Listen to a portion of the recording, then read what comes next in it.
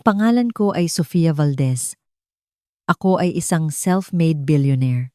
Mula pagkabata pa, iisa lang ang aking nais, ang makapag-asawa ng isang tapat na lalaki.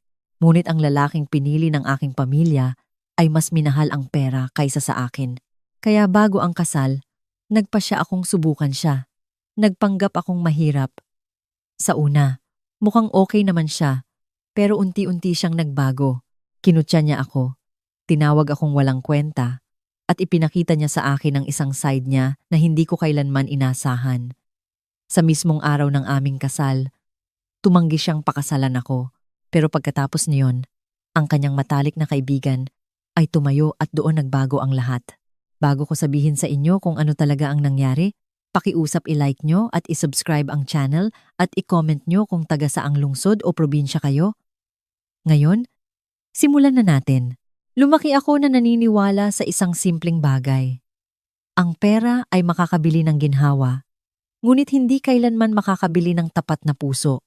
Siguro dahil sa paraan kung paano ako pinalaki. Ang mga magulang ko ay mayaman.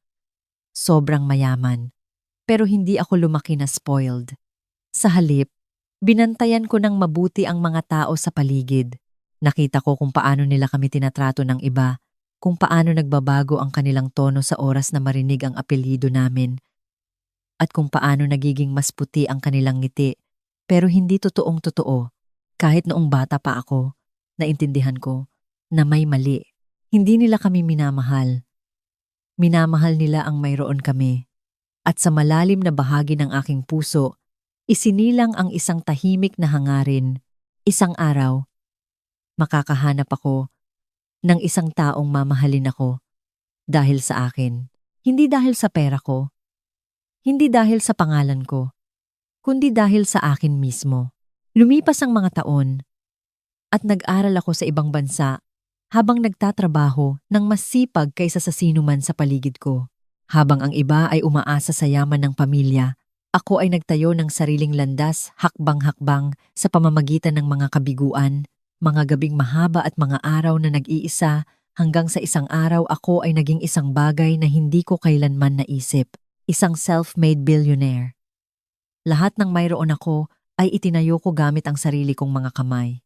Pero kahit pagkatapos ng lahat ng tagumpay na iyon, ang isang hangarin na iyon ay hindi nagbago. Gusto ko pa rin ng isang simpleng bagay, isang tapat na lalaki. Isang gabi, pumasok si nanay sa aking kwarto. Mukha siyang seryoso, pero may pag-asa. May humihingi ng kamay mo, sabi niya. Ngumiti ako ng bahagya. Hindi naman priority ang kasal para sa akin, pero pinagkakatiwalaan ko siya. Umupo siya sa tabi ko at sinabi na anak ng kanyang best friend. Nagsimula siyang magkwento tungkol sa kanya. Maayos ang edukasyon, matagumpay, mula sa mabuting pamilya na may magandang reputasyon. Lahat ay parang perpekto, masyadong perpekto, pero pumayag pa rin akong makipagkita sa kanya. Sa unang pagkakataon na makita ko si Rafael, naintindihan ko kung bakit gusto siya ng lahat. Kumpiyansa siya, magaling magsalita, at kaakit-akit. Ang klase ng lalaki na alam kung ano ang sasabihin at kung kailan sasabihin. Nag-usap kami ng matagal tungkol sa buhay, mga layunin at kinabukasan. Makinig siya ng mabuti, ngumiti sa tamang sandali, at pinaramdam sa akin na naiintindihan ako. Sa isang sandali, naisip ko, siguro ito na. Siguro akhirin na natagpuan ko siya. Sa loob ng ilang linggo, nagkasundo ang mga pamilya at naayos na ang kasal. Mabilis ang lahat. Nagsimula ang mga paghahanda, inimbitahan ang mga bisita, at ginawa ang mga plano. Sa labas, lahat ay mukhang perpekto, pero unti-unti may isang bagay na nagsimulang bumagabag sa akin. Sa una, maliit lang, ang klase ng bagay na karaniwang pinapansin ng mga tao. Madalas siyang magsalita tungkol sa pera. Sa una hindi ko masyadong pinansin dahil pareho kaming mula sa mayamang pamilya at normal na usapin sa negosyo. Pero napansin ko ang isang pattern. Bawat usapan ay bumabalik sa yaman. Magkano ang halaga ng kumpanya mo? Ano ang mga plano mo sa pagpapalawak? Sino ang namamahala sa mga asset? Lalong lumalim, lalong naging focused ang mga tanong niya, hindi sa akin, kundi sa mga pag-aari ko. Isang araw, nagpa siya akong subukan. Kaswal kong binago ang usapan at nagsalita tungkol sa simpleng buhay o pagpili ng kapayapaan kaysa yaman. Ngumiti siya pero hindi sumang-ayon. Sa halip, sinabi niya, ang pera ay nagbibigay ng seguridad. Kung wala ito, mahirap ang buhay. Normal ang mga salita niya, pero iba ang tono. Nang gabing iyon, hindi ako makatulog. Paulit-ulit sa isip ko ang isang tanong. Paano kung hindi niya ako mahal? Paano kung ang mahal niya ay ang mayroon ako? Ayaw kong maniwala, pero hindi ko rin mapabayaan. Kaya gumawa ako ng desisyon. Mapanganib, pero kailangan. Kinabukasan, sinabi ko sa kanya ang isang bagay na hindi totoo. Sabi ko, lahat ng yaman na nakikita mo ay pag-aari talaga ng tatay ko. Pagkatapos ng kasal, mapupunta lahat sa kapatid ko. Wala akong makukuha. Naguluhan siya sandali. Walang sinabi, pagkatapos ay pinilit niyang ngumiti at sinabing, okay lang iyon, hindi importante. Pero ang mga mata niya ay nagkwento ng ibang bagay. Lumipas ang mga araw at sa una, sinubukan niyang maging normal. Pero unti-unti nagbago ang ugali niya. Muling binanggit niya ang topic. Sinasabi tulad ng, pero dapat kumuha ka man lang ng kahit ano. Karapatan mo iyon. Kailangan mo ng seguridad. Parang pag-aalala ang tunog ng mga salita. Pero naramdaman ko, hindi ito tungkol sa akin. Tungkol ito sa kontrol. Manatiling kalmado ako at ginampanan ang papel ko. Ayaw ko ng kahit ano, sabi ko sa kanya. Gusto ko lang ng simpleng buhay. Hindi niya gusto ang sagot na iyon. Hindi talaga. Sa panahong iyon, nakilala ko ang kanyang matalik na kaibigan na si Marco. Sa una, wala lang. Mga maikling pagbati at simpleng usapan. Wala namang malaking bagay. Pero unti-unti, ang mga maliliit na sandaling iyon ay naging mahalaga. Siya ay ganap na iba, simple, kalmado, magalang. Karamihan ng oras tahimik siya. Pero kapag nagsalita, totoong-totoo ang mga salita niya. Hindi planned o calculated. Isang hapon, nakaupo kaming lahat, nag-uusap ng kaswal. Tulad ng dati, dinala ni Rafael ang usapan pabalik sa pera. Dapat isipin mo ang share mo, sabi niya. Ibinibigay mo lang, sinabi ko na. Ayaw ko ng kahit ano, sagot ko ng kalmado. Yumuko siya pasulong. Naiinis. Hindi ganoon ang buhay. Dapat mag-isip ka. Sa hinaharap, bago ako makasagot, nagsalita si Marco. Kung ayaw niya, ano ang problema? Tumahimik ang buong kwarto. Naiinis na tiningnan siya ni Rafael. Hindi ganoon kadali, pero nanatiling kalmado si Marco. Simple lang kung igagalang mo ang desisyon niya. Walang away, walang pressure, puro katotohanan. Ang sandaling iyon ay nanatili sa akin dahil sa unang pagkakataon. May isang taong hindi sinusubukang baguhin ako, hindi iniisip ang pera, kundi iniisip ako. Pagkatapos niyon, nagsimula akong mapansin ang higit pa. Hindi malalaking bagay, maliliit na detalye. Ang paraan ng pagsasalita ni Rafael, kung paano nagbabago ang tono niya tuwing nababanggit ang pera. At kung paano hindi na niya tinitingnan ang mga tao, kundi ang mga oportunidad kapag nakita mo na. Pagkatapos, napansin ko ang kabilang side, si Marco. Ang paraan niya ng pakikinig. Hindi lang naririnig, kundi naiintindihan. Ang paraan niya ng pagtrato sa mga tao ng may kabaitan at respeto, pantay-pantay sa lahat, at tumutulong nang walang inaasahang kapalit. At sa akin, iba siya sa paraang hindi ko maipaliwanag. Nakinig siya sa akin, hindi para sumagot, kundi para maintindihan. Kapag nagsasalita ako, hindi niya ako inu-interrupt. Hindi binabago ang topic, hindi ginagawang iba. Nariyan lang siya. Present. Unti-unti, Napansin ko ang isang bagay sa loob ko. Komportable ako sa kanyang tabi. Hindi forced, hindi maingat, hindi hinuhusgahan, komportable lang. At pagkatapos, may isang bagay na mas mapanganib pa. Masaya ako. Hindi dahil sa malaking bagay, kundi dahil sa kanya lahat ay simple. Walang usapan tungkol sa pera, walang yaman, walang nakatagong kahulugan sa mga salita. Puro totoong usapan at totoong mga sandali. Sa puntong iyon, hindi na ako nagtetest lang kay Rafael. Naghahambing na ako. Isa ay laging nagkakalkula, nag-iisip sa hinaharap, nagpaplano ng resulta. Ang isa naman ay nag-uunawa lang. At habang lalong nakikita ko, lalong nahihirapan akong baliwalain. Isang gabi, nakaupo ako mag-isa at nag-iisip. Malinaw ang isip ko, pero hindi ang puso ko. Ano ba ang ginagawa ko? Nagkakamali ba ako? Malapit na ang kasal. Lahat ay handa na. At walang madaling pagbalik. Gayunpaman, ang katotohanan ay nasa harapan ko. Ang lalaking malapit ko ng pakasalan ay nagiging estranghero. At ang lalaking halos walang sinasabi ay nagiging isang taong pinagkakatiwalaan ko. Ang realisasyon na iyon ay nakakatakot dahil nangangahulugan ito ng isang bagay. Hindi lang ako natatakot na mawala ang maling lalaki. Natatakot ako na mawala ang tamang lalaki.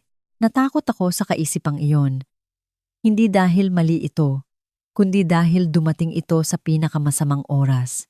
Ilang araw na lang ang kasal ko. Lahat ay plano na. Inimbitahan ang mga bisita. Handa ang mga dekorasyon. Excited ang mga pamilya. At walang puwang para sa pagdududa. Sinubukan kong baliwalain. Sinabi ko sa sarili na overthinking ako, siguro masyado akong mahigpit. Pagkatapos ng lahat, si Rafael ay hindi kailanman direktang nagsabi ng mali. Hindi niya ako insulto o disrespekto ng harapan. Pero minsan, ang hindi sinasabi ng tao ay mas nagpapakita kaysa sa sinasabi nila. Ang mga sumunod na araw ay lalong naglinaw. Naging mas impatient siya, mas controlling, at mas focused sa isang bagay. Pera. Isang gabi, nakaupo kami magkasama at tinitingnan ang mga detalye ng kasal nang bigla niyang sabihin. Pagkatapos ng kasal, dapat seryosohin natin ang financial planning. Tumango ako ng bahagya. Ano? Yumuko siya pasulong. Dapat kausapin mo ulit si tatay. Tungkol saan? Tungkol sa share mo. Kalmado pero matatag ang boses niya. Tumahimik ako sandali pagkatapos ay mahinang sabi. Sinabi ko na sa'yo, ayaw ko ng kahit ano. Huminga siya ng malalim, halatang naiirita. Hindi iyon praktikal. Ang salitang iyon ay tumama sa akin. Hindi emosyonal, hindi personal, praktikal, hindi ito tungkol sa kasakiman. Patuloy niya. Tungkol ito sa seguridad. Tiningnan ko ng diretso sa mga mata niya. O kontrol? Tanong ko ng mahina. Sa unang pagkakataon, nagbago ang ekspresyon niya sandali lang. Pero nakita ko, mabilis siyang ngumiti ulit. Mali ang pagkakaintindi mo, sabi niya. Pero hindi na ako sigurado. Nang gabing iyon, nakaupo ako mag-isa sa kwarto ko. Nag-iisip, inuulit ang bawat usapan, bawat reaksyon, bawat malilit na detalye. At habang nag-iisip ako, lalong nagiging malinaw. Hindi niya ako mahal. Mahal niya ang buhay na inisip niya kasama ko.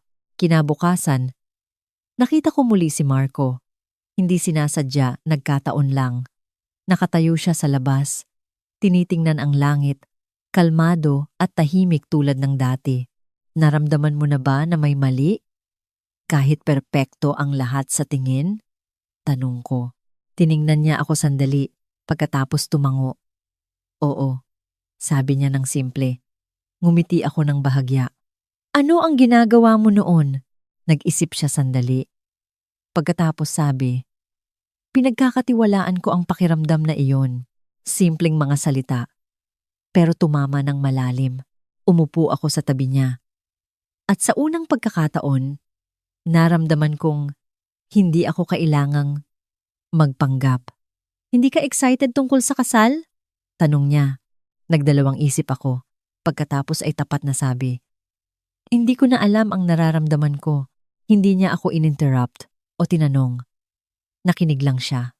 Pagkatapos ng isang sandali, sabi niya, dapat pakasalan mo lang kung sigurado ka. Tumawa ako ng mahina. Hindi naman ganoon kadali. Tiningnan niya ako. Kadali lang. Kung handa kang harapin ang katotohanan, may katahimikan ulit. Pero iba na ang pakiramdam. Walang pressure, walang inaasahan, puro pag-unawa. At iyon ang lalong nakakatakot sa akin dahil alam kong kung patuloy akong makipag-usap sa kanya, baka matagpuan ko ang mga sagot na hindi pa ako handang harapin. Kaya tumayo ako. Dapat na akong umalis, sabi ko. Tumango siya. Ingat ka. Walang pagpigil, walang emosyonal na mga salita, puro respeto. At sa paanong paraan, iyon ang higit na nangangahulugan kaysa sa kahit ano. Mabilis na lumipas ang mga araw at dumating na ang araw ng kasal. Maganda ang lahat. Mga ilaw sa lahat ng dako, tumutugtog ang musika, ngumingiti ang mga bisita. Parang perpektong panaginip, pero sa loob ko ay may bagyo. Tiningnan ko ang sarili ko sa salamin, nakadress bilang bride, perpekto, elegante, kalmado. Pero ang mga mata ko ay nagkwento ng ibang kwento. Ito ba ang tamang desisyon? Ang tanong na iyon ay ayaw umalis. Pagkatapos ay naalala ko ang isang bagay. Hindi lang ito pagsubok sa kanya. Pagsubok din ito sa akin. Kung kaya kong piliin ang katotohanan kaysa sa ginhawa. Nagsimula ang seremonya. Nagtipon ang mga tao. Naupo ang mga pamilya. At nagpatuloy ang lahat ayon sa plano. Nakita ko siya roon. Si Rafael. Ngumingiti ng confident na parang walang mali. Sa isang sandali, naisip ko kung mali ako. Kung baka mali ang pagkakaintindi ko. Pero nang tiningnan niya ako, nakita ko muli sa kanyang mga mata. Hindi pag-ibig, hindi init, kalkulasyon, at sa sandaling iyon, nawala ang pagdududa ko. Alam ko na kahit ano ang mangyari ngayon, hindi ko baliwalain ang katotohanan. Nagpatuloy ang mga ritual hakbang-hakbang, nagiging mas malapit sa huling sandali. At pagkatapos, bago pa makumpleto ang lahat, gumalaw siya, humakbang pasulong. Itinaas ang kamay at sinabing, may sasabihin ako. Tumigil ang musika at naging tahimik ang buong lugar. Pero hindi nagbilis ang tibok ng puso ko at hindi ako nagpanik dahil sa malalim na bahagi alam ko na. Ito ang sandali kung saan matatapos ang pagsubok ko. Tumigil ang musika at naging ganap na tahimik ang kwarto habang lahat ng mga mata ay tumingin sa kanya. Nakatayo roon si Rafael, kalmado, at kumpiyansa na parang naghihintay siya sa sandaling ito. May sasabihin ako, ulit niya. Naguluhan ang mga magulang ko. Nagpalitan ng nervous na tingin ang mga magulang niya at lumapit ang mga bisita ng may curiosity. Pero ako, nakatayo lang roon at pinapanood siya ng walang takot o gulat, naghihintay lang. Huminga siya ng malalim at pagkatapos ay malakas na sinabi, hindi maaaring mangyari ang kasal na ito. Kumalat ang mga bulong sa buong hall. Gulat, pagkalito, hindi paniniwala. Tumayo agad si nanay. Ano ang sinasabi mo? Tanong niya. Nanginginig ang boses. Hindi man lang siya tiningnan ni Rafael. Nanatili ang mga mata niya sa mga tao habang nagpatuloy. Sinabi sa amin na mayaman siya, tumigil siya, at pagkatapos ay lumamig ang boses niya.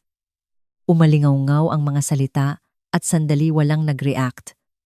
Pagkatapos ay biglang may mahinang tawa. Lalong lumakas ang mga bulong at nagsimulang mag-usap ang mga tao, humuhusga. Naririnig ko ng malinaw. Totoo ba? Hindi siya mayaman. Bakit pa ang kasal na ito? Sinubukan ni tatay na humakbang pasulong, halatang galit sa mukha. Pero bago siya makapagsalita, nagsalita ulit si Rafael.